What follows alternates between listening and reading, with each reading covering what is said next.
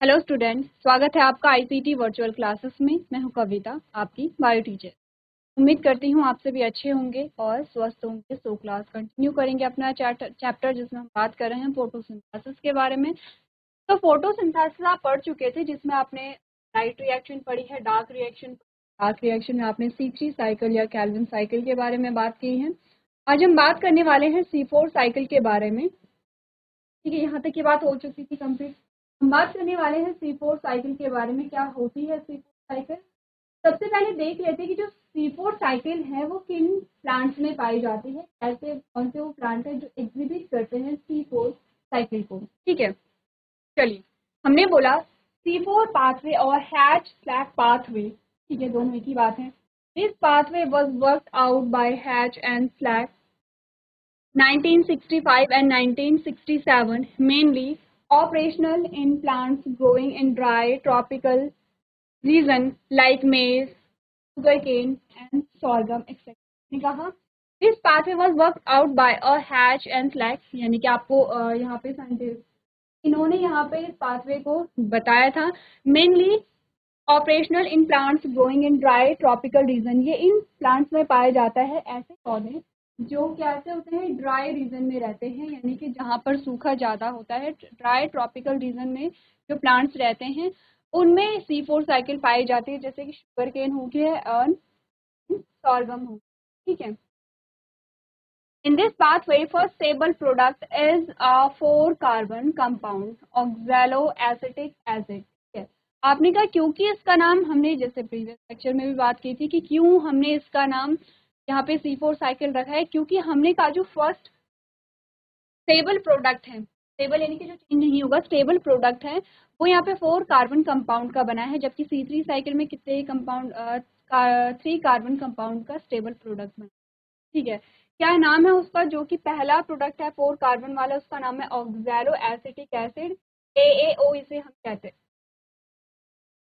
ठीक है, तो पहला जो कंपाउंड हमारे पास आता है ऑक्सैलोएसिटिक, को हम लिखते हैं ऑक्सैलोएसिटिक एसिड। ठीक है, ऑक्सैलोएसिटिक एसिड OAA से इसे लिखते हैं। ठीक है, नेक्स्ट हमने कहा so called as a C4 pathway, तो हम इसे क्या कहते हैं? एज में यहाँ पर बीच में आप लोग ऐड कर लेंगे, C4 पाथवे कहते हैं। ठीक है, यहाँ पर so called as C4 pathway. Clear है? मैं फिर से स्टेटमेंट आपको पढ़ लेती हूँ। आपने कहा in this pathway first stable product is 4 carbon compound oxaloacetic acid और OAA, so called as C4 pathway. ठीक है, प्लांट्स हैव phage anatomy, यानी कि vascular bundles are surrounded by a bundle sheath called bundle sheath cells arranged in a word like a manner। ठीक है, हमने कहा कि यहाँ पर जो वैस्कुलर बंडल होता है उसमें बंडल शीट भी पाई जाती है। क्लियर है? क्योंकि हम दोनों सेल्स में यहाँ पे पढ़ेंगे, हम मीजोफिल सेल में भी पढ़ेंगे, बंडल शीट सेल जो होती है उसमें देखेंगे कि दोनों में किस प्रकार से यहाँ पर क्या होता है, C4 साइकिल कंप्लीट होती है। Characterised by large number of a chloroplast, thick wall, impervious to gases and absence of intercellular space। यहाँ देखिए दो चीजें, एक तो impervious है। impervious का मतलब आप समझते हैं, जैसे कि हमने कहा था, एक आपने पढ़ा था इंटैक्ट मेम्ब्रेन, हमने पढ़ा था इंटैक्ट मेम्ब्रेन में हमने कहा था स्पेसिफिक चैनल होते हैं, उसी चैनल के द्वारा आवागमन होता है सेल के अंदर और सेल के बाहर। एक वर्ड हमारे पास आया है इम्परवियस। इम्परवियस का मतलब होता है कि गैसेस यहाँ से आ जा नहीं सकती हैं। तो हमने क्या बात की है? हमने बोला plants have a French anatomy, यानी कि vascular bundles are surrounded by a bundle sheath cell. यहाँ पर जो प्लांट के जो वैस्कुलर बंडल होते हैं वो बंडल शीट सेल के थ्रू क्या होते हैं, अरेंज होते हैं, यहाँ पर ये सराउंड होते हैं। देखिए जो आपके वैस्कुलर बंडल हैं प्लांट के, वो सराउंड होंगे किससे? यहाँ पर वो सराउंड होते हैं बंडल शीट सेल से। Arranged in a wreath like manner, characterised by large number of chloroplast, इनमें लार्ज नंबर ऑफ क्लोरोप्लास्ट होता है। ठीक है, पहली चीज। दूसरा, थिक वॉल होती है, इनकी जो वॉल होती है यहाँ पर वो थिक होती है। तीसरा, इम्परवियस टू गैसेस, गैसेस के लिए इम्परवियस हो, गैसेस यहाँ से आ जा नहीं सकेंगी। और नेक्स्ट हमने कहा an absence of intercellular space, जो इंटरसेलुलर स्पेस होता है यानी कि अंतर कोशिकीय स्थान होता है, वो यहाँ पर क्या होगा, एब्सेंट होता है। ठीक है, ये कुछ चीजें हैं जो आपको ध्यान रखनी है। अब ये इम्परवियस होता है, इसीलिए आपको सबसे इम्पोर्टेंट यही है कि आपको ये ध्यान में रखना है। नेक्स्ट हमने कहा the primary acceptor of 3 carbon molecule phosphoenol pyruvate. पहला जो एक्सेप्टर है वो यहाँ पे क्या है, फॉस्फो पाइरुवेट। जबकि हमने क्या बोला था, C3 साइकिल में पहला एक्सेप्टर कौन था, RuBP था, ठीक है, जो कि CO2 को एक्सेप्ट कर रहा था, ठीक है। और यहाँ पर आपने कहा पहला जो एक्सेप्टर है वो है PEP, फॉस्फोइनोल पाइरुवेट। हमने कहा कि यहाँ पर जो RuBP है उसने वो एक्सेप्टर था वहाँ पे C3 साइकिल में, उसने CO2 को रिसीव किया है और उसके बाद यहाँ पर क्या बनाए हैं, आपने कहा एक एसिड बनाया है फॉस्फोग्लिसरिक एसिड PGA, ठीक है। इस प्रकार से हमने C3 साइकिल पढ़ी थी। तो ध्यान रखिए, हमने कहा कि अगर हम C3 साइकिल में एक्सेप्टर की बात करें, C3 साइकिल में जो एक्सेप्टर है वो है RuBP, और अगर हम C4 साइकिल में एक्सेप्टर की बात करें तो आपने कहा फॉस्फोइनोल पाइरुवेट है। तो आपने कहा primary acceptor is a 3 carbon molecule phosphoenol pyruvate. ये क्या करेगा, CO2 को रिसीव करेगा। जब इसने CO2 को रिसीव किया तो क्या बनाएगा, 4 कार्बन कंपाउंड बनाएगा, ठीक है। 4 कार्बन कंपाउंड क्या बनेगा, आपने कहा present in the mesophyll cells and enzyme involve is PEP carboxylase, ठीक है। फॉस्फोइनोल पाइरुवेट कार्बोक्सिलेज यहाँ होता है, ठीक है। कार्बोक्सिलेशन यहाँ पर हो रहा है, एडिशन ऑफ कार्बन डाइऑक्साइड को हमने कार्बोक्सिलेशन ही कहा था। ये चीजें आपको समझ आ जाएंगी जब आप क्या करेंगे, यहाँ पे साइकिल को पढ़ेंगे। तो और चीजें पढ़ने से पहले हम यहाँ पर देखते हैं साइकिल को। ध्यान रखिए यहाँ पर C4 साइकिल 2 सेल में कंप्लीट।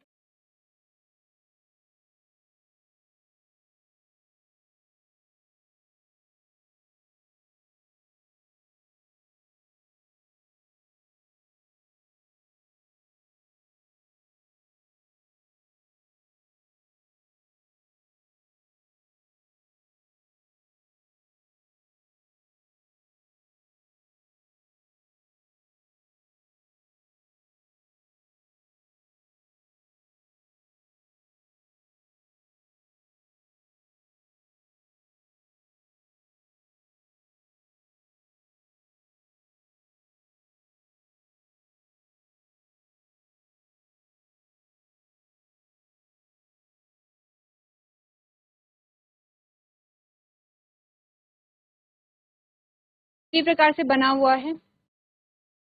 अब जब आप साथ साथ में इसे बनाएंगे तब आपको समझ आएगा। देखिए, डायग्राम देखना अलग होता है, हमारे पास ऑलरेडी है, ठीक है, हम डायग्राम से भी डायरेक्टली पढ़ सकते हैं। तो डायग्राम देखना अलग होता है और डायग्राम को पढ़ना यहाँ पे क्या होता है, अलग होता है। डायग्राम को जब आप बनाएंगे तब आपको समझ आएंगी चीजें और अच्छे से। अब यहाँ पर हमारे पास जो आता है, ये ऊपर वाली जो है वो मीजोफिल सेल है, ठीक है, इसका नाम क्या है, मीजोफिल सेल। और नीचे वाली जो है वो क्या है, यहाँ पे बंडल शीट सेल है। यही आपको बता रखा है, इसकी ये है तो हमारी मीजोफिल ये है। डायग्राम में बंडल शीट सेल ये है तो यहाँ पर बंडल शीट सेल ये आती है। अब आपने कहा एटमॉस्फेरिक जो कार्बन डाइऑक्साइड है वो यहाँ होगी, CO2 एटमॉस्फेयर में होगा, ठीक है। ध्यान देखिए, हमने बंडल शीट सेल के बारे में की, गैसेस के लिए क्या होती है, इम्परवियस होती है, ठीक है, क्लियर है। अब आगे बात करते हैं। हमने कहा यहाँ पर हमारे पास HCO3 क्या है, यहाँ क्लियर है। इसके साथ साथ हमारे पास आता है फॉस्फोइनोल पाइरुवेट। यही तो हमने कहा था, इसी के साथ हमारे पास क्या आता है, फॉस्फोइनोल पाइरुवेट है, जो 3 कार्बन कंपाउंड यहाँ पर आता है। सबसे पहले जो यहाँ पर हमने कहा कि एक्सेप्टर कौन है, प्राइमरी एक्सेप्टर यहाँ पे कार्बन डाइऑक्साइड का फॉस्फोइनोल पाइरुवेट की हमने बात की थी, क्लियर है। अब यहाँ पर जो एटमॉस्फेरिक कार्बन डाइऑक्साइड है वो यहाँ पर ऐड होती है, और जब ऐड यहाँ पर होती है तो 4 कार्बन कंपाउंड कौन बनेगा यहाँ पे, ऑक्सैलो एसिटिक एसिड, जो कि 4 कार्बन कंपाउंड यहाँ पर होता है। यही चीजें मैं बता रखी है। तो हमने यहाँ पे क्या बोला, एडिशन ऑफ कार्बन डाइऑक्साइड पहला जो होता है वो क्या होगा, यहाँ पर पहला क्या होगा, यहाँ पे कार्बोक्सिलेशन होगा। एक बार देखिए, इसी प्रकार से हमने देखा है।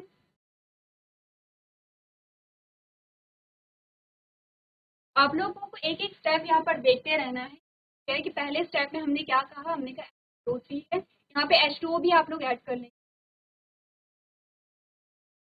वो भी ऐड कर, और यहाँ पर क्या होते हैं, कार्बन डाइऑक्साइड ऐड होती है। क्लियर है। ऑक्सैलो एसिटिक एसिड से यहाँ पर क्या बनता है, फिर मैलिक एसिड का फॉर्मेशन होता है, का फॉर्मेशन होगा, यहाँ पर मैलिक एसिड का फॉर्मेशन होता है। तो थोड़ा सा ऊपर लिखेंगे,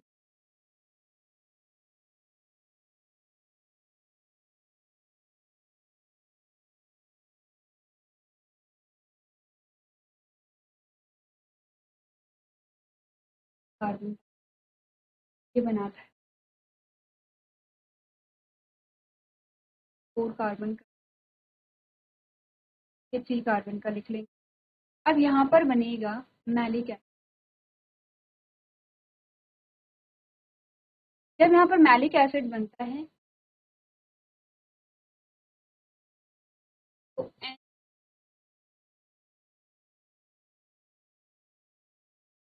NADP प्लस का फॉर्मेशन, यानी कि एक NADPH का यूज यहाँ पर हो गया है।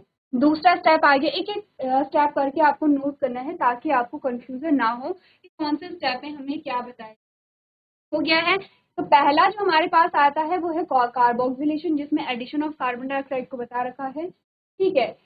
दूसरा जो हमारे पास आता है ट्रांसपोर्टेशन होगा। ठीक है, ट्रांसपोर्टेशन हुआ तो क्या हुआ, यहाँ पर आपने का जो मैलिक एसिड है वो कहाँ पर आ गया, बंडल शीट सेल में।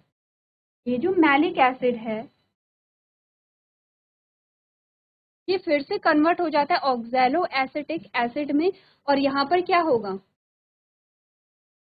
NADP प्लस से NADPH का फॉर्मेशन हो गया है।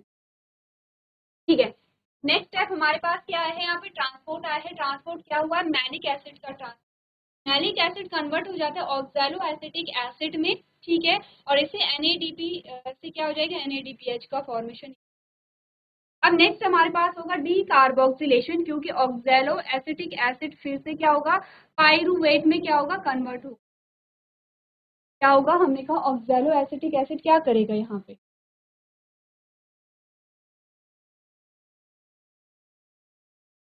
पाइरुवेट में कन्वर्ट हुआ, क्योंकि ये 3 कार्बन कंपाउंड है और एक CO2 यहाँ पर क्या हो जाता है, रिमूव हो जाता है, और ये पाइरुवेट फिर से कहाँ चला जाएगा, मीजोफिल सेल में चला जाएगा। ये CO2 यहाँ पर क्या होगा, आपने कहा यहाँ पर होगा रुबिस्को, ये CO2 रुबिस्को में एंटर हो जाएगा। क्या समझ आया अभी तक? हमने कहा मैलिक एसिड जो है वो कन्वर्ट हो जाता है ऑक्सैलो एसिटिक एसिड में। ऑक्सैलो एसिटिक एसिड का डी कार्बोक्सिलेशन है, एडिशन ऑफ कार्बन डाइऑक्साइड क्या कहलाता है, कार्बोक्सिलेशन कहलाता है, और कार्बन डाइऑक्साइड का हटना डी कार्बोक्सिलेशन कहलाएगा। तो यहाँ पे क्योंकि ऑक्सैलो एसिटिक एसिड 4 कार्बन का है ना, यहाँ पे भी 4 है तो यहाँ पे भी 4 होगा, ऑब्वियस सी बात है। मैलिक एसिड भी 4 होगा। ठीक है, मैलिक एसिड भी क्या है, 4 कार्बन है। ठीक है, ये मैलिक एसिड सेम यहाँ पे 4 कार्बन है, ये भी 4 कार्बन है। यहाँ से क्या आपने क्या पाइरुवेट बनता है, कैसे बनेगा पाइरुवेट, क्योंकि पाइरुवेट 3 कार्बन कंपाउंड है, तो हमने कहा क्योंकि एक CO2 निकलता है और वो यहाँ पर रुबिस्को होगा, रुबिस्को में चला जाएगा। जब रुबिस्को में कार्बन डाइऑक्साइड चला जाएगा तो ये C3 साइकिल को यहाँ पर दिखाएगा, ये क्या दिखाएगा यहाँ पे, अब C3 साइकिल को, C3 साइकिल को दिखाएगा, और पाइरुवेट जो है वो फिर से मीजोफिल सेल में यहाँ पर चला जाता है। ठीक है, जब पाइरुवेट यहाँ पर अपने का जो पाइरुवेट है वो मीजोफिल सेल में जाता है तो यहाँ पर यूज होता है, फिर से ट्रांसपोर्टेशन हो गया, यहाँ पे फिर से क्या होगा, ट्रांसपोर्टेशन होगा, और यहाँ पर 2 ATP का भी यूज होगा, 2 ATP 2 ADP।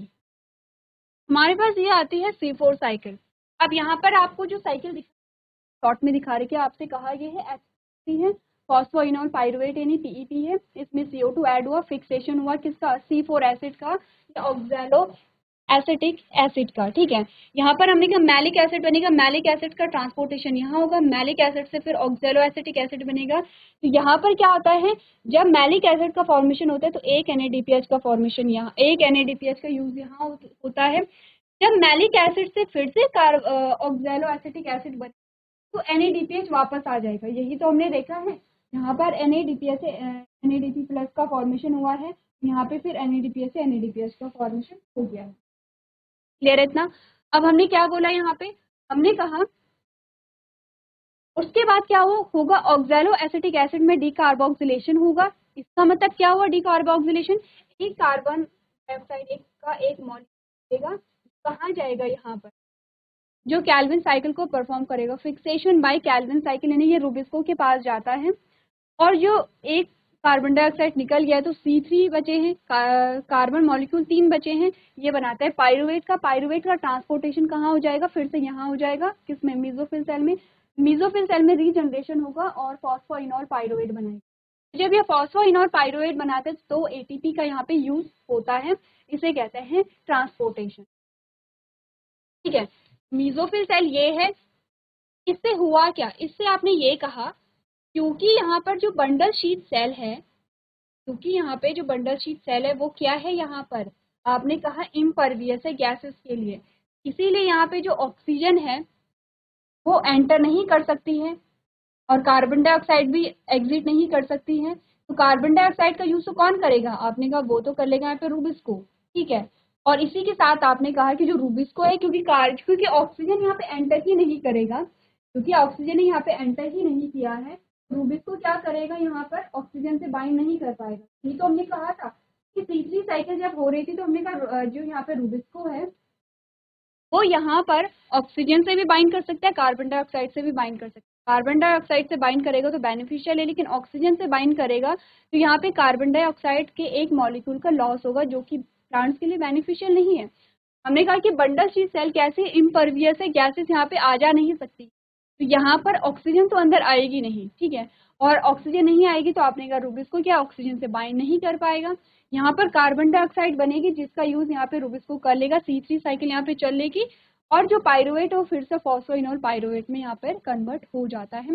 इसी प्रकार से ये साइकिल यहाँ ये हमारे पास कहलाती है C4 साइकिल। दोनों इमेजेस को देखिए, जहां से आपको ज्यादा समझ में आएगा आप उसी को यहाँ पे कर सकते हैं, आपको रटना नहीं है। ठीक है, आपको यहाँ पे क्या करना है, समझना है। चलिए, आपने यहाँ पे नोट कर लिया होगा, आगे बढ़े पढ़ लेते हैं कि क्या क्या चीजें हमने कहा। हमने कहा ऑक्सैलो एसिटिक एसिड फॉर्म, जल्दी से देखिए, ये चैप्टर जो है का लास्ट टॉपिक है, तो चैप्टर हम यहाँ पे कंप्लीट कर लेंगे। Oxaloacetic acid formed in mesophyll cells form a 4-carbon compound like a malic acid or a aspartic acid which is transported to bundle sheath cell। आपने कहा यहाँ पर क्या होगा, सबसे पहले ऑक्सैलोएसिटिक एसिड का फॉर्मेशन होगा मेसोफिल सेल में। ठीक है, ये क्या बनाएगा, यहाँ पे 4 कार्बन कंपाउंड बनाएगा, जैसे मैलिक एसिड बनाएगा या एस्पार्टिक एसिड बनाएगा। ये ट्रांसपोर्ट होंगे कहाँ पर, बंडल शीट सेल में नीचे की ओर ट्रांसपोर्ट हो जा रहे थे, इसलिए हमने बात की थी, किसकी बात हो रही है, ये इस ट्रांसपोर्टेशन की बात हो रही है। In bundle sheet cell, it is broken into a 3-carbon molecule. The 3-carbon molecule is returned back to mesophyll cells to form a phosphoenol pyruvate। हमने बात की है यहाँ पर जो मैलिक एसिड है, malic acid bundle sheath cell में आया, मैलिक एसिड से फिर से ऑक्सैलोएसिटिक एसिड बना, ऑक्सैलोएसिटिक एसिड में डीकार्बोक्सिलेशन हुआ जिससे कार्बन डाइऑक्साइड रूबिस्को में जाता है और उससे जो ऑक्सैलोएसिटिक एसिड है वो पाइरुवेट में कन्वर्ट होकर के फिर से कहाँ चला जाता है, मेसोफिल सेल में चला जाता है। The molecules release in bundle sheath cells release carbon dioxide, ये यहाँ पर क्या होगा, release bundle sheath cell. Okay. The molecule CO2 in bundle sheet cells enters the Calvin cycle, whereas enzyme Rubisco is present that form a sugar।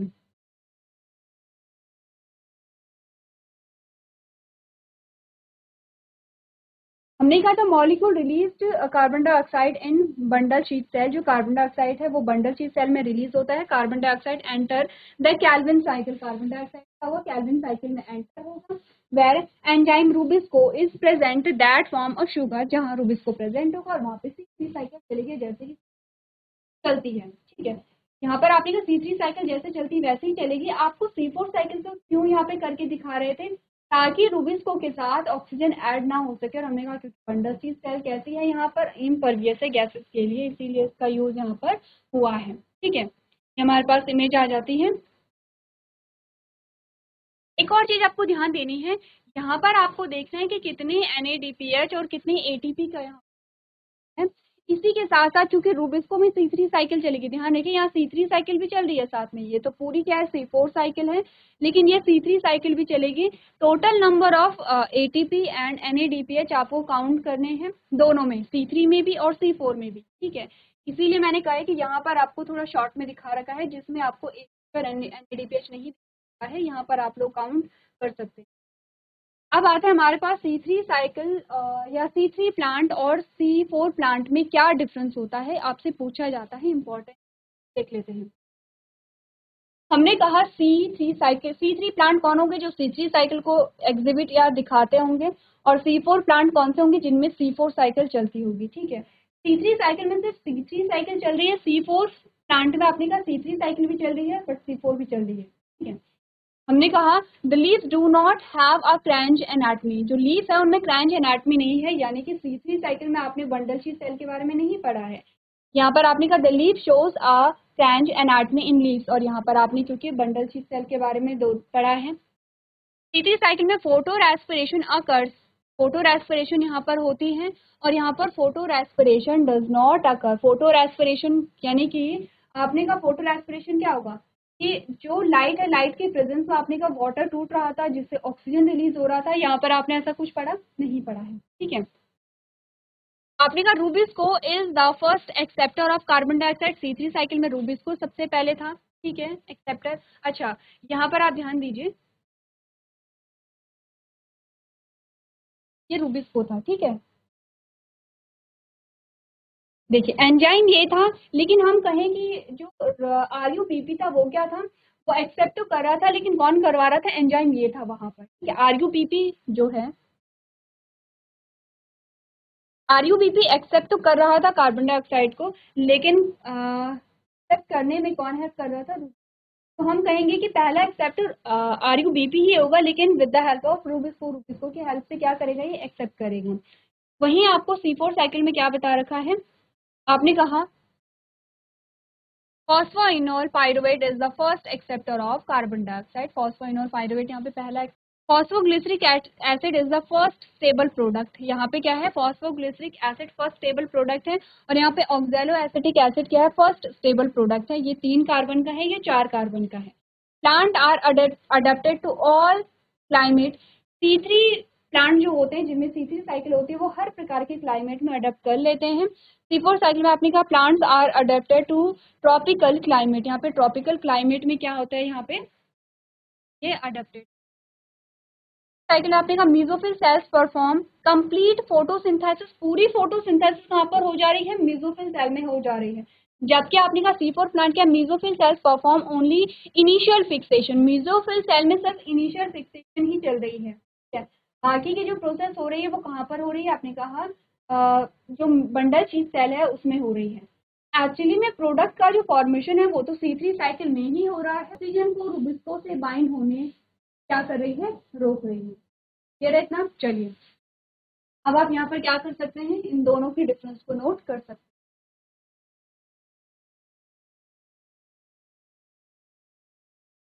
चलिए आगे बढ़ते हैं, और यहाँ पे आपका जो फोटोसिंथेसिस होता है, इसके अलावा कुछ टॉपिक जो आपके रह जाते हैं वो है फैक्टर इफेक्ट, वैसे कौन कौन सी चीजें हैं जो कि फोटोसिंथेसिस को अफेक्ट करती हैं।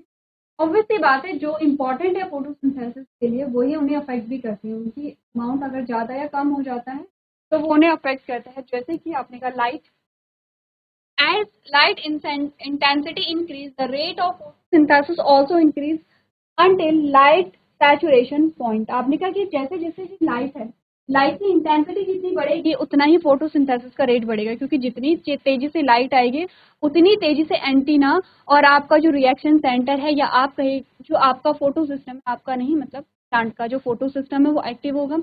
जितनी तेजी से फोटो सिस्टम एक्टिव होगा उतनी तेजी से आपने कहा ATP और NADPH का फॉर्मेशन होगा, और जितनी तेजी से ATP NADPH बनेंगे उतनी तेजी से आपने कहा C3 साइकिल वहां पे रन करेगी। दूसरा है carbon dioxide concentration, with increase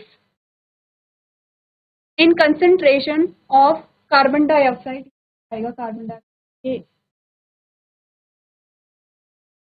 यहाँ पर कार्बन डाइऑक्साइड आपने कहा with increase in concentration of carbon dioxide rate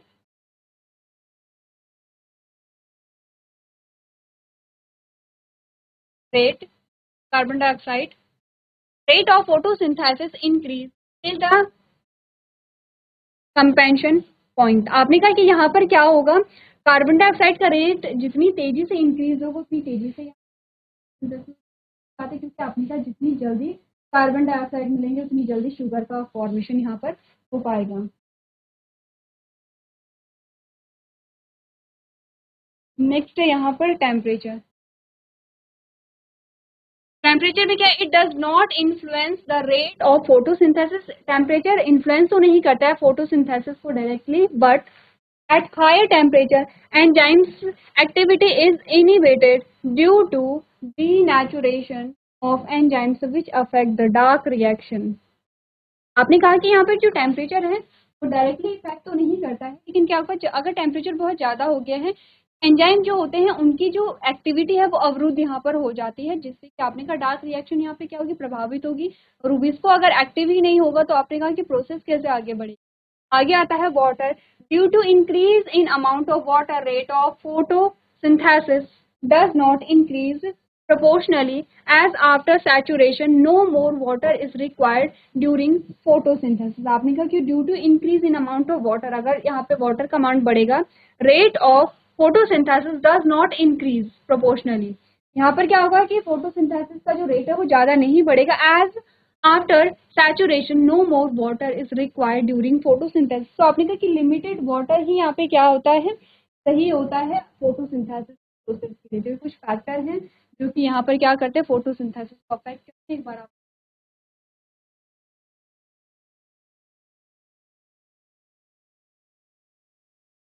चलिए, तो इसी के साथ हमारा जो चैप्टर है वो कंप्लीट होता है। हमने फोटोसिंथेसिस को पढ़ा है, जितने भी इंपॉर्टेंट टॉपिक पढ़े हैं वो आप लोग लेके आएंगे, साथ साथ में इसके क्वेश्चन आंसर से आप लगाएंगे। नेक्स्ट जो हमारा लेक्चर होगा उसमें हम नए चैप्टर को यहाँ पर स्टार्ट करेंगे। इस सेशन में हम इतना ही करेंगे। अभी तक क्लास में बने रहने के